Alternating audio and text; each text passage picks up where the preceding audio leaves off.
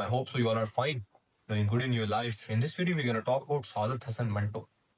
A long-awaited video, I know. A lot of people were texting me कि सादत हसन मंटो के बारे में बात की जाए तो कितना मजा आ जाए यार। वाकई में मजा तो आ जाए, मजा तो मुझे भी बड़ा आता है सादत हसन मंटो के बारे में बात करके, क्योंकि बड़ा वसी करैक्टर है यार। दुनिया है एक अपने अंदर। आप इख्तलाफ कर सकते हैं उसकी प्रोग्रेसिव राइटिंग से, आप इख्तलाफ कर सकते हैं उसके अल्फाज के चुनाव से, आप इख्तलाफ कर सकते हैं उसके टॉपिक्स के चुनाव से, मगर वो जो आदमी था ना, उससे आप उसकी जहानत से जहानत से इख्तलाफ नहीं कर सकते। सही आदमी था। कहाँ से एक ही अफसाने में वो सर्फ्स के साथ नाइंसाफी भी, सर्फ्स की बुज़दिली भी, औरत के हकूक, खुदकुशी, आदमी की बुज़दिली, हर चीज को एक ही टॉपिक में, हकीकत पसंदी सबसे, इन सब के साथ हकीकत पसंदी को एक ही अफसाने में घुसा देना वाकई में एक बहुत बड़ा अमल है, एक बहुत बड़ा काम है जो सब नहीं कर सकते। मंटो ने कर डाला। मंटो अपने दौर का एक बेहतरीन उर्दू राइटर तस्लीम किया जाता है, और उर्दू राइटर वाकई में वो है भी अपने दौर का। उसने लिखा 1933 से 1955 तक। अच्छा, अब मैं आपको ये तारीखें बताऊंगा ना, ये तारीखें किसी काम की नहीं है, मैं आपको बता रहा हूँ। ये सब चीज़ें भी मैंने कहीं ना कहीं मंटो से ही सीखी। कुछ चीज़ें, कुछ चीज़ों को लेकर अपनी आज़ादी राय देना बगैर किसी डर के, बगैर किसी खौफ के, बहुत बड़ा अमल है, और ये मैंने अमल कुछ मंटो से सीखे। इन तारीखों का कोई फायदा नहीं। मैं आपको आज बता, तारीख अक्सर आम लोगों के हालात को खा जाती है। एक हिस्टोरियन जितना अरसा तारीख याद करने में लगाता है ना, उतना अरसा अगर वो उन तमाम अदवार के गरीबों और मस्कीनों के हालात जानने में लगा देता, तो शायद ये दुनिया आज बेहतर जगह होती। हाँ, ये दुनिया आज एक बेहतर जगह हो। इम्तिहानात में अगर तारीखों की जगह आम लोगों के हालात के बारे में सवालात आ जाते तो वो शायद बेहतर होते। साइंटिस्ट्स की तारीख़ पैदाइश और तारीख़ वफ़ात की बजाय अगर ये सवालात आ जाते कि उन्होंने अपनी ज़िंदगी में क्या कुछ पाया अपने उस क्वेस्ट ऑफ नॉलेज के लिए, और क्या कुछ गँवाया अपने उस क्वेस्ट ऑफ नॉलेज के लिए, गैलीलियो का ज़िक्र आ जाता, उसकी चर्च की पर्सुएशन आ जाती अगर पेपर में, तो ये ज़्यादा बेहतर होता। अगर सवाल ये आ जाता कि चर्च ने गैलीलियो को किस तरह से पर्सुएड किया था, सवाल ये आ जाता कि बरे-सग़ीर में स्पीकर के आने के बाद मौलानाओं ने किस तरह से अपना रिएक्शन दिया था, ये आ जाता तो शायद बेहतर होता हमारे बच्चों के लिए, और शायद ये मुआशरा एक बेहतर मुआशरा बन पाता। हाँ, कुछ चीज़ें ऐसी होती हैं कि जिनको याद करने का या जिनको सोचने का कोई फ़ायदा नहीं होता, जिनके बारे में अपने ज़हन को हमेशा मुअत्तर करना इन चीज़ों से अक्सर बेसूद होता है, अक्सर इनका कोई फ़ायदा नहीं होता। मंटो पैदा हुए 11 मई दो मंटो पैदा हुए भाई सुन लो, मंटो पैदा हुए 11 मई 1912 को, और मंटो फोत हुए जनवरी में 1955 की लाहौर में फोत हुए। पैदा ब्रिटिश इंडिया में हुए थे, फोत पाकिस्तान में हुए, रियासत पाकिस्तान, इस्लामी रिपब्लिक ऑफ पाकिस्तान। खैर, मंटो इस रियासत से बड़े नाराज रहे अपनी जिंदगी के आखिरी हिस्से में। मंटो कहते हैं, खुद कहते हैं कि ये मेरे कफन को अगर सितारे इम्तियाज लगा जाए तो ये तो मेरे इश्क के ऊपर एक बहुत बड़ा दाग होगा। और पता है क्या आयरनी सुनो, साल 2012 में सादत हसन मंटो को सितारे इम्तियाज से नवाजा गया। साल 2012 में मंटो को सितारे इम्तियाज दे दिया गया, वो धब्बा लगा दिया गया कि जिसको मंटो कहते थे कि मैं बड़ा नापसंद करूंगा, मेरी बड़ी तौहीन हो जाएगी, मेरे इश्क की तौहीन होगी, my love for the literature and my love for the people of this nation, उसकी तौहीन हो जाएगी, मगर नवाज दिया गया। आयरॉनिकल, अगर पढ़ा होता उन्होंने जेब कफन तो शायद ना करते ये काम।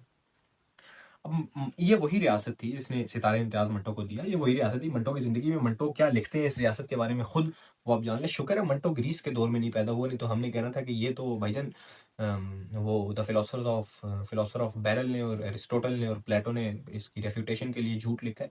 शुक्र है कि ये पैदा तब उस दौर में हुआ कि जिस दौर में प्रिंटिंग प्रेस थी, और ये खुद छपवा गया था अपनी किताबें, और हमें पता है कि जो इसने लिखा है वो इसने खुद ही लिखा है। कहता है कि मैं आज बहुत अफसरदा हूँ। पहले मुझे तरक्की पसंद तस्लीम किया जाता था, बाद में एकदम मुझे रिजत पसंद बना दिया गया, और अब फतवे देने वाले सोच रहे हैं और फिर से ये तस्लीम करने के लिए आमादा हो रहे हैं कि मैं तरक्की पसंद हूँ, और फतवों पर अपने फतवे देने वाली सरकार मुझे तरक्की पसंद यकीन करती है, यानी कि एक सुरखा, एक कम्युनिस्ट। अच्छा, मंटो के बारे में एक और बात मैं आपको बताऊं कि मंटो पाकिस्तान के बनने के बाद पाकिस्तान के जो प्रोग्रेसिव्स थे ना, मंटो एक दौर में इनके खिलाफ हो गए थे। मंटो कहते थे कि तुम बिला वजह की, वही वही सारी बातें जो भी मैंने की, कि तुम बिला वजह की चोंचलों में घुसे हुए हो, तुम वो नहीं कर रहे जो तुम्हें करना चाहिए। मीटिंग्स पे मीटिंग्स तो रख रहे हो, मगर ये बेसूद है। तो ये क्यों है? इनको बदल कर अपना तरीका कार बदल लो। तो मंटो के खिलाफ हो गए थे एक दौर में उनके बड़े पसंदीदा और उनके बड़े करीबी लोग, और मंटो के खिलाफ रसाले पे रसाला छापने शुरू हो गए थे वो लोग के जो मंटो के एक दौर में साथ चाय पिया करते थे, या एक कप में भी 2 लोग चाय पी लिया करते होंगे। खैर, एक कम्युनिस्ट, कभी एक सुरखा और कभी एक कम्युनिस्ट, कभी कभी झंझलाकर मुझ पर फहश निगारी का इल्जाम लगा देती है और मुकदमा चला देती है ये रियासत के, जिसने 2012 में मंटो को उस धब्बे से रोशनास करवा दिया कि जिस धब्बे को मंटो कबूल नहीं करना चाहते, जिस धब्बे के बारे में मंटो ये कहते थे कि मेरी जिंदगी में ले लो भाई, मेरी जिंदगी में तो आप मुझ पर दाव उगा रहे हो, आप मुझ पर लान तान कर रहे हो, आप मुझे एक रिजत पसंद, एक फहश निगार, एक भंगी कह रहे हो, और मेरे मरने के बाद आप मेरे साथ ये कर रहे हो जो आपने कर दिया। खैर, कभी कभी झंझलाकर मुझ पर फाहिश निगारी का इल्जाम लगा देती है और मुकदमा चला देती है। दूसरी तरफ यही सरकार अपनी मतबूआत में ये इशार देती है कि सादत हसन मंटो हमारे मुल्क का एक बहुत बड़ा अदीब और अफसाना निगार है, जिसका कलम गुज़िश्ता हंगामी दौर में भी रवां दवां रहा। मेरा अफसरदा दिल रस्ता है कि मतलून मिजाज सरकार खुश होकर एक तमगा मेरे कफन से टांग देगी, जो मेरे दागे इश्क की एक बहुत बड़ी तौहीन होगी। बंटवारे से अब तक मैं ये किताबें तरतीब दी और आपके पेश करूँ। बंटवारे के बाद जो तल्ख तर्श और शीरीं स्याह हाशिए, ठंडा गोश्त, बादशाहत का खात्मा, लज़्ज़त संग, खाली बोतलें खाली डब्बे, खाली बोतलें खाली डब्बे भी मुजर्रद मर्दों के ऊपर एक अफसाना है। ये जो मर्द होते हैं ना, जो शादी नहीं करना चाहते हैं, और शेख रशीद वाली दुध बारू लग जावे तो कार गां रखने की जरूरत है, कैसी बेगैरती वाली बात की थी उस बंदे ने। खैर, नमरूद की खुदाई। अच्छा, मुजर्रद मर्दों के बारे में बात करते हैं। मुजर्रद मर्द वो होते हैं कि जो शादी नहीं करना चाहते हैं। अब मंटो कहता है कि इन लोगों की ना एक खास आदत ये होती है कि ये खाली बोतलें और खाली डब्बियां जमा करते हैं। और एक दिन आता है कि वो जो एक फिल्म मेकर होता है, नहीं एक्टर होता है, वो अपने घर से सारी खाली बोतलें खाली डब्बे निकलवा रहा होता है। मंटो गुजरता है, मंटो कहता है भाई ये क्या चक्कर है। वो बताता है कि मेरी तो शादी होगी, मैंने शादी कर ली है। तो जैसे उसने शादी की तो खाली बोतलें खाली डब्बे, उसने शराब की खाली बोतलें सिगरेट की खाली डब्बियां उसने घर से बाहर निकलवा। तो मंटो कहते हैं कि ये आदत होती है मुजर्रद मर्दों की, कि खाली बोतलें और खाली डब्बे जमा करते हो। और स्याह हाशिए, इसके बारे में पता है, ठंडा गोश्त, यू ऑलरेडी नो कि उसने उसके पिस्तान पे हाथ रखा और ये कर दिया और वो कर दिया, भैया क्या क्या बला लिख लिया मंटो ने। फिर उसी के ऊपर मंटो के ऊपर केस भी हुआ, और बड़े बड़े अलीगढ़ के प्रोफेसर्स ने आकर, अलीगढ़ के प्रोफेसर्स ने नहीं, यहाँ पर पंजाब यूनिवर्सिटी के प्रोफेसर्स थे उस दौर में, जिन्होंने आकर मंटो के हाथ में भी गवाही दी। कुछ लोगों ने मंटो के खिलाफ, कुछ उलमा ने मंटो के खिलाफ भी गवाही दी। यानी कि बहुत लंबा एक केस चला मंटो का। 30-35 सफात में दिबाचा लिखा है मंटो ने उस केस का। वो आप ठंडा गोश्त वाले जो रीडिंग्स क्लासिक का, अलका क्लासिक का ठंडा गोश्त वाला जो मजमुआ है, उसी में आप शुरू में उसको पा लेंगे। मैं अभी उधर पड़ा, मुझे उठ के जाना पड़ेगा, मैं उठना नहीं चाहता। अब भाईजान, किस्सा छिड़ता है कि मंटो और रियासत। अब रियासत क्यों करना मंटो के खिलाफ होती है? Manto was the same writer जिसने लिखा क्या अफसाना था जी, गोरवक सिंह की आखिरी वसीयत। स्ट्रेट फायर ऑन रियासत।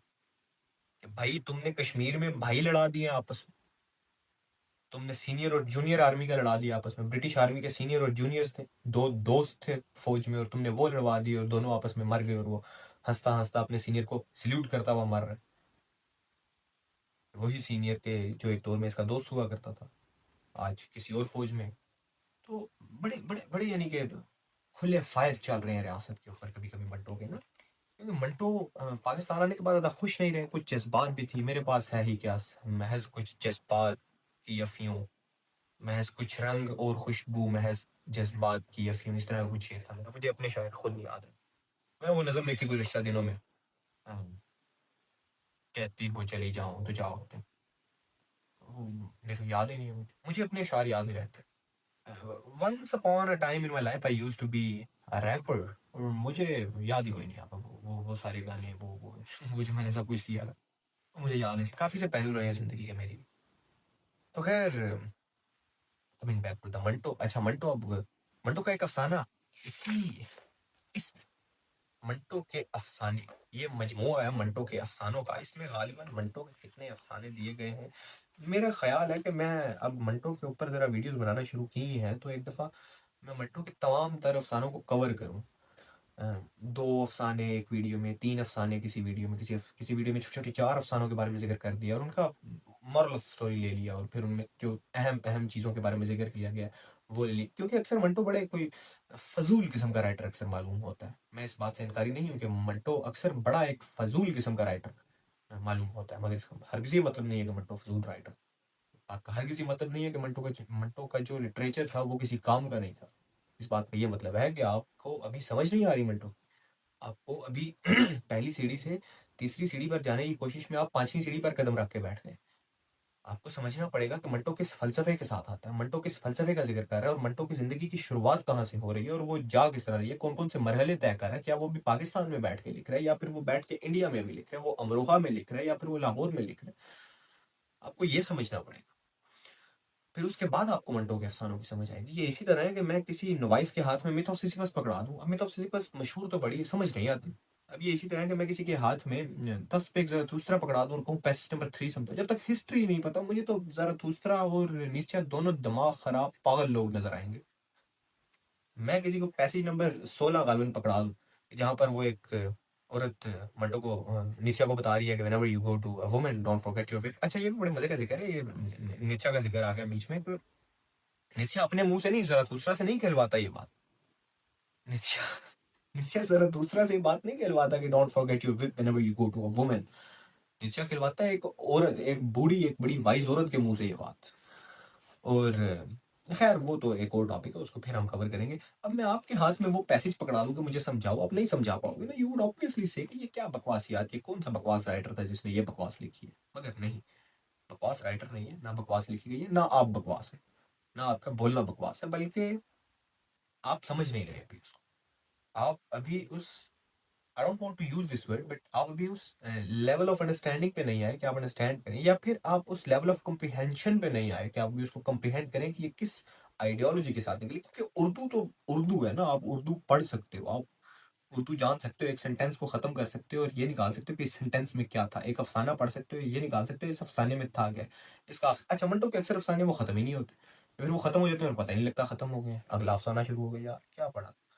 वो जो जज्बात की अफीम ऊपर नीचे आ रही है, नहीं वो नहीं है भाई। वो मंटो के हर अफसाने में नहीं मिलेगी, बल्कि हर किताब में भी नहीं मिलेगी। बहुत चंद किताबें हैं कि जिनके अंदर वो अफसाना खत्म होता है तो एक वो आता है, ओह मुक गया अफसाना, वाह जी वाह क्या कहानी पड़ी है। नहीं, मंटो हमेशा ये पॉजिटिव एटीट्यूड नहीं लेकर आता आपके पास। मंटो अक्सर अधूरी कहानियां छोड़ के जाता है। मंटो अक्सर आधी कहानी लिखता है और आधी कहता है खुद लिख लो। मंटो इस तरह लिखता है,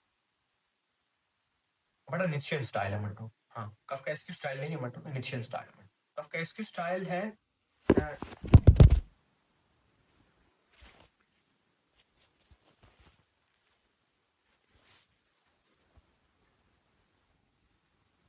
काफकाएस्की स्टाइल भी है कुछ राइटर्स का, मगर वो मंटो का नहीं। अब खैर, काफकाएस्की स्टाइल बरगेने नासिर काज़मी साहब का काफकाएस्की स्टाइल है पोएट्री में या we can say. So coming back to the main topic, हम इधर उधर फिसल जाते हैं। अब मंटो का अफसाना है उसकी पत्नी। अब एक अफसाना है, आप नोटिस कीजिएगा, एक अफसाना है उसमें injustice of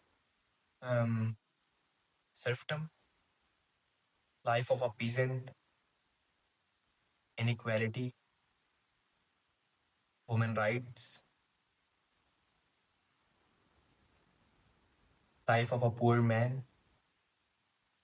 life of a man who makes bricks, and life of uh, a girl of 17-18। इन सब चीज़ों की बात एक अफसाने में हो रही है, जो अफसाना 12 सफ़हात का है। आप अंदाजा लगा सकते हैं, 8 चीज़ें मैंने गिनवाई आपको, 8 चीज़ों की बात एक अफसाने में कर रहा है मन्ना।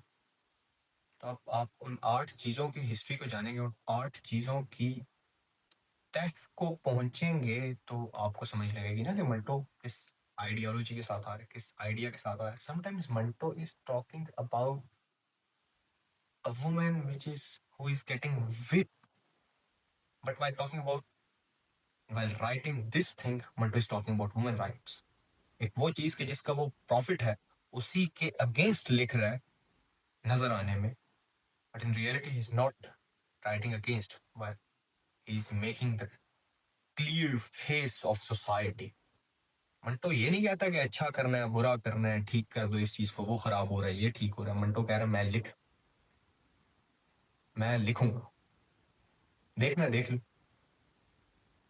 पसंद नहीं आ रहा तो फिर बदल, मगर मेरा अफसाना नहीं, अपना तरीका है कार। हाँ, पढ़ना है तो पढ़ लो, नहीं पढ़ना तो तब्दील कर लो, मेरे अफसाने को नहीं, अपने तरीका है कार, अपने अमल को, अपने the way of doing things को, अपने the way of dealing people को, अपने the way of dealing genders को, अपने the way of dealing serfs को, अपने द वे ऑफ डीलिंग उनको कि जो तुमसे कम है किसी भी सूरत में, पैसा, इज्जत, धन, ऐश, किसी भी सूरत, उनके साथ अपने तरीका कार को बदल लो। एक और मंटो पैदा होगा, वो ये सब नहीं लिखेगा जो मैं लिख रहा हूँ, वो सब लिखेगा जो तुम लिखा पाना चाहते हो, वो सब लिख देगा वो जो आप उर्दू कहानियों में अक्सर पढ़ते नहीं है। मिडिल क्लास बंदा होगा भाईजान, मिडिल क्लास बंदा, घर से निकला, बाहर दो गार्ड खड़े हुए हैं और साथ चार गाड़ियां खड़ी हुई हैं और एक नौकरानी है वो घर का काम करती है, एक नौकरानी है खाना बनाती है, उसका नाम सकीना बीबी होगा, और वो जो सफाई करती है उसका नाम जुलेखा औरत होगा। तो बस ये मिडिल क्लास घर चल रहा है, हकीकत से दूर, इतना दूर जितना आप और मैं दूर है इस टाइम, इतना दूर जितना मैं और आप दूर हैं इस टाइम, इतना दूर हकीकत से वो अफसाने और वो नॉवेल्स पूरे पूरे होते हैं जो पे मबनी, और उस मुआशरे पे मबनी के जो ना कभी था और ना कभी बनेगा और ना कभी बन सकता। आपने किताबों में जन्नत दे दी है लोगों, आपने किताबों में लोगों को ऑर्गेजम दे दी है, इंटेलेक्चुअल ऑर्गेजम दे दिया आपने किताबों में लोगों को। इसका तो नहीं चल सकता कि आप एक मुआशरे को बदलना चाह रहे हो और आप कुछ ऐसा लिख दो कि जो है ही नहीं दरअसल, जो जिसकी मिसाल कहीं पर आपको मिल ही नहीं। इस तरह के बहुत से राइटर्स हैं अभी भी और रहे भी हैं। I don't name call people, I don't name call the names. ओ यू शिजाज व्यास में की पॉडकास्ट में एक बंदा होगा, 4 साल में टट्टी का ही लपेट छड़े ने, वो टट्टी आ गई, ये हो गया, वो हो गया यार, ये that's the level of insanity which have been getting written right now। वो तारक साहब के बारे में जिक्र कर रहा था, मैं नहीं अपने आप को समझता इस काबिल कि मैं इतने बड़े बड़े नामों के ऊपर जुबानदराजी करूं, मगर कुछ चीजें हैं जो मैं कभी खुश नहीं होता देखकर। मगर मंटो हकीकत पसंद आदमी था, और मैं ये नहीं कहता कि मंटो गलत नहीं था अपनी जिंदगी में, मंटो ने बहुत से गलत इकदाम उठाए होंगे अपनी जिंदगी में, उठाए भी हैं, कुछ से मैं वाकिफ हूं, उनके बारे में किसी और दिन बात से। फिलहाल हम बात कर रहे हैं उसकी पत्नी। अब एक सर्फ है, ईंटें बनाता है एक बेटे में, चौधरी है, चौधरी का छोटा भाई है, सर्फ है, सर्फ की मेरी बेटी है, और सर्फ का सर्फ की बीवी है, बेटी का वो है रिश्ता। घर जा रहे हैं, अब ये अफसाना बड़ा है, 12 सफात है, 12 सफात का अफसाना थोड़ा बड़ा होता है, छोटा भी नहीं होता था, बड़ा भी नहीं होता, मीडियम साइज का अफसाना। अब ये घर जा रहे हैं तो एक पंचायत लगे, पंचायत में जाते तो वो उसको कहते हैं कि भाई तेरी बेटी का रिश्ता नहीं हो सकता, तेरी बेटी से मैं तो अपने बेटे का रिश्ता नहीं कर रहा। तो चौधरी भी बैठा हुआ है, तो वो कहता है क्यों नहीं कर रहा, मुझे तो हर चीज की खबर है भाईजान, के फलां बंदे ने खाना क्या खाया और फलां ने कितने पैसे किसके उधारे देने, और फलां ने किसकी बेटी के साथ बात की, फलां के बेटे की किस जगह पे बात हो रही है, और दो औरतें आपस में लड़ पड़ी हैं, और ये शीदा पहलवान की टांग की मालिश करवानी है उसने, ये सारी बातें हैं कि ये तो मैं अपनी तरफ से ऐड अप कर रहा हूँ, यानी कि मुझे हर डिटेल पता है। मंटो ने भी बहुत सी डिटेल्स डाली हैं कि जो उसको पता है, और वो बड़ी, आप देखेंगे वो कितनी ऑर्डिनरी डिटेल्स है, वो कितनी सच्चाई पर मबनी डिटेल्स है। एक राइटर की डिटेलिंग बड़ा मैटर करती है कि वो डिटेल्स किस तरह से दे रहा है। लाइक वो डिटेल्स पढ़ते हुए आपको महसूस हो रहा है मोहल्ले का कोई चाचा तो याद, that writer is going well on his way, my definition of a good writer. तो या फिर आपको अपनी जात महसूस हो रही हो कैरेक्टर, जिस तरह दोस्तोयेवस्की में आपको अपनी जात महसूस होती है, सोफिया में भी और सोनिया में भी अपनी जात महसूस होगी, रस्कोल्निकोव में भी अपनी जात महसूस होगी, दिमित्री में भी और फ्योदोर पैव्लोविच में भी। और फिर वो जो एक बड़ा मस, मतलून करेक्टर है वो आतिल, हरामजादा था जो, वाकई में हराम, मैं गाली नहीं दे रहा, वो हरामजादा था, फ्योदोर पैव्लोविच का बेटा था, आउट ऑफ वेडलॉक। या सो होता ये है कि वो कहता है कि तेरी बेटी के साथ तो मैं नहीं शादी कर रहा अपनी बेटी को। कहता है क्यों? कहता है तेरी बेटी तो माँ बनने वाली है। ये परेशान अपने कमरे में जाता है, कमरे में जाके अपनी बेटी को कहता है कि बताओ मुझे तुम माँ बनने वाली। अभी उसको कुछ भी नहीं कहता, होता ना अगर कोई राइटर हो तो 4 चपेड़े लड़की को पड़ चुकी होनी थी मुंह पर, और 8 चपेड़े कमर पर, 2 मुक्के पेट पर और 2 लाते।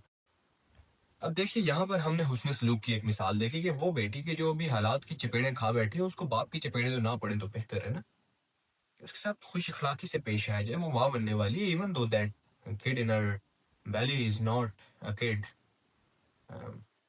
in a wedlock, from a wedlock, but still there is a kid in her belly. उसकी ममता तो नहीं छीनी गई ना सिर्फ एक वेडलॉक के होने या ना होने से। उसकी ममता तो नहीं छीन गई, उसकी ममता तो अभी भी उधर की उधर ही है। हाँ, वो परेशान जरूर है कि अभी उसके साथ क्या होगा, मगर वो इस चीज को भी अपने जहन में कहीं दबाए बैठी है कि वो जो बच्चा उसके पेट में है उसके साथ क्या होगा।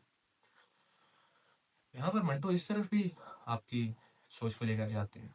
एक माँ की ममता बच्चे के हलाली या हरामी होने में नहीं है, उसके वेडलॉक या वेडलॉक से आउट पैदा होने में नहीं है, बल्कि इसमें है कि वो बच्चा पैदा हो रहा है ना, वो अमल हो चुका है ना, अब वो बच्चा एक पेट में है और उसने पैदा होना, उसने बाहर आना। तो ममता इस चीज से खत्म नहीं होती, और ना ममता का इस चीज से लेना देना है कोई। मंटो इस चीज की तरफ भी आपकी आपके जहन के घोड़े दौड़ाना चाहते हैं। और फिर आगे साइकोलॉजी पे आते हैं। मंटो मंटो कहते हैं कि ये आदमी बाहर निकलने लगा था कमरे से जब इसकी बेटी इसको नहीं बता रही थी कि ये किसका बच्चा है इसके पेट में। कुछ भी कहे बगैर वो कमरे से बाहर निकलने लगा था, बल्कि दिलासा देकर कि मैं तेरे साथ खड़ा हूँ। तो वो कहती है कि अब्बा आ जरा मुझे मार। ये आखिरी दफा जब तूने मुझे मारा था एक बात के ऊपर तो मैंने सब कुछ उगल दिया था सच सच। तो आप मुझे मार, शायद मैं तुझे बता दूं कि ये बच्चा किसका है। जाता है उसको जोरदार चपेड़ मारता है और वो बताती है कि ये बच्चा तेरे भट्टे के चौधरी के छोटे भाई है। अब ये दोनों सबके सामने से निकलते हैं और भट्टे पर चले जाते हैं। भट्टे पर जाते हैं दोनों, और ये आदमी अपनी बेटी का हाथ पकड़ के उसको कहता है कि मालिक आपकी पत्नी मैं ले आया हूँ। कहता है मेरी पत्नी? अच्छा, इस अफसाने का नाम भी यही है। उसकी पत्नी, उसका पति। कहता है कि ये तेरा पति है और तू इसकी पत्नी है। तो अब वो कहता है कि चल बे दौड़ जा हरामी की तरफ से, तू क्या फजूल बात कर रहा है, दिमाग खराब है, मेरी पत्नी की तरफ से आ गई। पर हाँ, मैं एक रात सोया जरूर था इसके साथ, मगर इसका ये मतलब थोड़ी है कि ये मेरी पत्नी हो गई है। मेरी पत्नी नहीं है। अगर तुझे ज्यादा मसला है तो ये 50 रुपए ले, इसका अबॉर्शन करवा और घर जा। तो अब यहाँ पर सोचिए उस आदमी के क्या ख्याल थे। उस आदमी की ये तस्वुरात थे कि कितना अच्छा होता कि औरत के पेट में बच्चा दानी ना हो। उसके इस वक्त में ये ख्याल चल रहे थे उस चौधरी के छोटे भाई के जहन में। क्या होता कि एक रात का एवज हमेशगी की तरफ गामेजन होने का अमल ना होता, यानी कि बच्चा पैदा हो जाए तो उसका ख्याल रखना, ये हमेशगी की तरफ गामेजन हो रहे हैं आप ये इटर्निटी की तरफ जा रहे हैं बच्चा पैदा करके। तो वो कहते हैं कितना अच्छा होता कि ये अमल ना होता, कितने मजे से हम सब जिंदगी गुजारते, सेक्स करते और बस यही होता, बच्चे पैदा होने की टेंशन ना होती। ओ भाई, कैसा बेगैरत आदमी है, तेरी माँ की ना होती बच्चादानी तो तू पैदा होता। तो वो जो औरत के सरमाए में से एक सरमाया होता है उसके बच्चा पैदा करने की ताकत, वो ये सोच रहा है सिर्फ अपने मजे के एवज में। यहाँ पर बर्बरियत देखिए आप एक आदमी की। कितना अच्छा होता कि उसके मजे ही मजे रहते और वो इस परेशानी और बदहाली से ना गुजरता कि वो आज एक औरत उसके घर पे आकर खड़ी है कि तेरे बच्चे की मैं माँ बनने वाली है। वो अपने बाप के साथ आई, अरे दौड़ जा यहाँ से, मेरी पत्नी नहीं है। वो कहता है कि मालिक पत्नी तो आपकी है। कहता है, नहीं है पत्नी मेरी। दोनों बहस करते हैं आपस में। और फिर ये आदमी ये सिर्फ उस चौधरी को कोई बात कर देता है बड़ी खरवी सी, और 2 मिनट बाद कहता है कि मुझे माफ कर दीजिए क्योंकि मैं आपके साथ जो बंदराजी कर बैठा हूँ, मगर ये आपकी पत्नी है, आप इसको ले लें। कहता नहीं, मैं नहीं ले रहा। ये सिर्फ दरवाजे के ऊपर खड़ा है। बेटी बाहर निकलती है और वो चौधरी का छोटा भाई अपने कमरे में जाता है, उसको 100 रुपए देने की कोशिश करता है जिसको ये नहीं लेता। पीछे देखता है बेटी नहीं। चलते चलते चलते चलते चलते चलते देखता है कि बेटी लाभ करके दरिया में छलांग मार के जा चुकी है। और ये मालिक के चौधरी चौधरी के छोटे भाई को कुछ कह नहीं पाता, ना कुछ कहता है। That's what reality was. ये दौर गुजरा है, ये दौर गुजरा है हमारे ऊपर। इसी खित्ते में ये दौर गुजरा है। Serfs were not anything other than cats and dogs। वो बिल्लियों से कम नहीं थे एक चौधरी के लिए। इस बात में झूठ नहीं है, इस बात में दो राय नहीं है। होता किसी और का अफसाना तो अभी तक चौधरी को इसने चपेड़े मार मार मार मार के या कत्ल कर दिया होना था, और या फिर चौधरी मान गया होना था। तो दूसरे एस्पेक्ट देखें कि इन चौधरियों का तो काम ही ये रहा हमेशा से। मैक्सिम गोर्की के नाम एक और अफसाना है मंटो का। उसमें भी मंटो एक बड़ा अजीब सा अफसाना है। वो थोड़ा सा ना, मंटो फिर औरत की साइकोलॉजी को बड़े करीब से देखते हैं, बड़े करीब से उसको अंदर घुस के देखते हैं कि इसके दिमाग में क्या पड़ा हुआ है। वो बड़ा अजीब अफसाना है, वो मेरा दिल नहीं करता बयान करें। मंटो का एक जो तस्वीर बनी हुई है ना, वो उजड़ भी जाती है कुछ अफसानों से। मंटो मंटो फिर रगड़ा बराबर लगाते हैं सब। अब ये मत समझिएगा कि मंटो मिसएंड्रिस्ट था, और ये भी मत समझिएगा कि मंटो मिसोजिनिस्ट था।